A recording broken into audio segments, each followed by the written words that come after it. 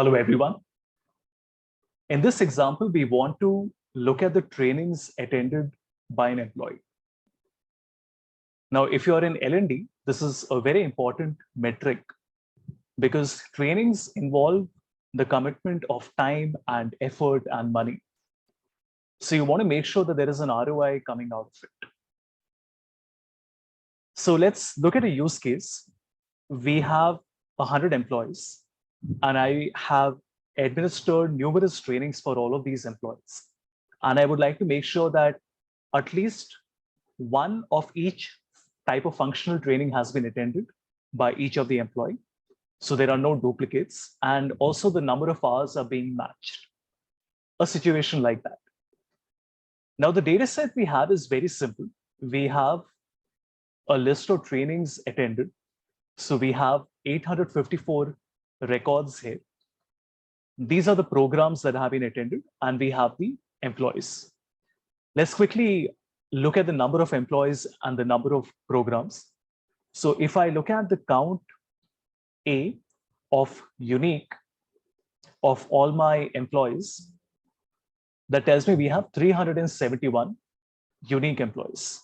And if I do this with column D, it tells me there are 16 unique programs that have been organized. So the first thing we want to do is to drop, after finding the unique of column C, the top two values. In fact, let me do it like this. First, we do the unique.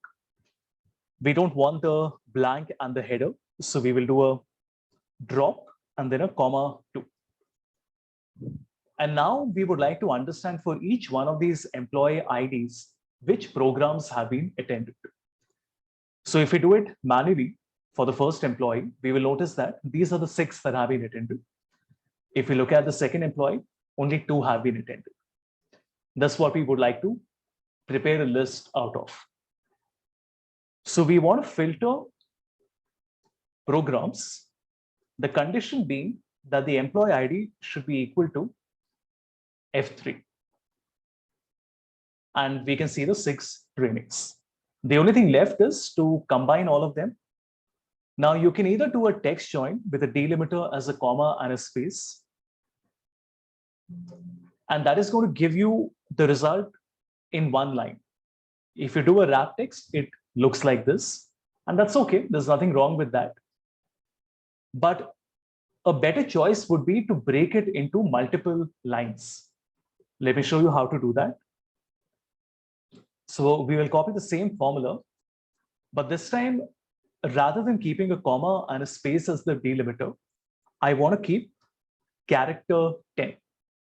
A character 10 is equivalent to doing an alt enter. That means when you do an alt enter and you break the formula into multiple lines, that is what the character 10 is replicated. It doesn't look correct, but the moment you do a wrap text, it looks like this. So let me copy it all the way down. Here as well.